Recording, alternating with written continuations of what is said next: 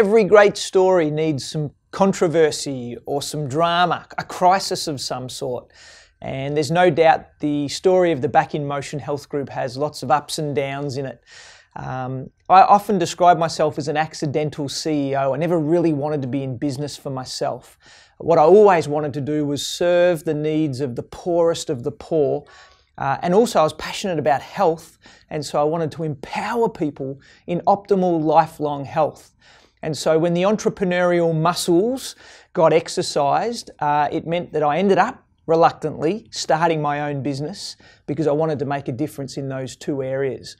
And in about 5 years, we ended up with about 100 staff, about 14 locations, and it was some well-intentioned friends and advisors that came around me at that time, and they said, well, you really need to professionalise your business. You need to put in some good management structure. So I just did what presumably everybody at that point does. I put in a board, I became the CEO. We had some general managers which made up the executive team.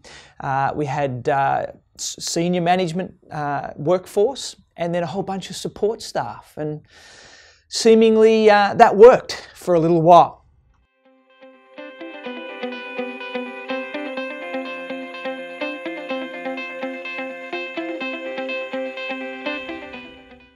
After our organisation imploded, I mean, after that big leadership crisis or cultural issue that we faced, we realised we had to do life differently if we wanted to succeed, if we wanted to keep growing, and if we wanted to protect our people.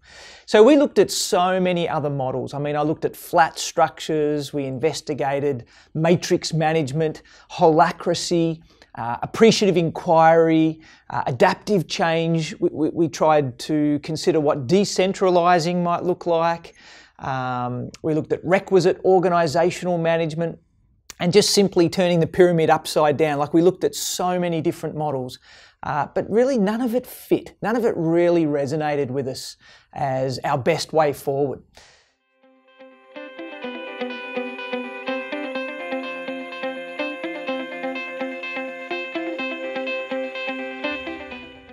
In this crazy model, this unconventional one-team system that we've created, there are really 10 guiding principles that kind of glue it all together.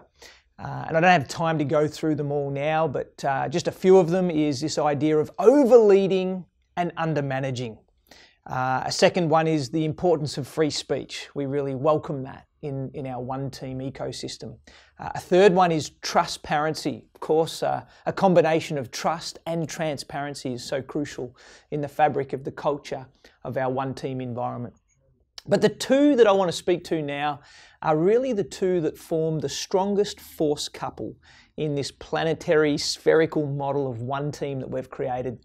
And it's that idea of delegated authority, or what I like to call distributed authority, and peer accountability.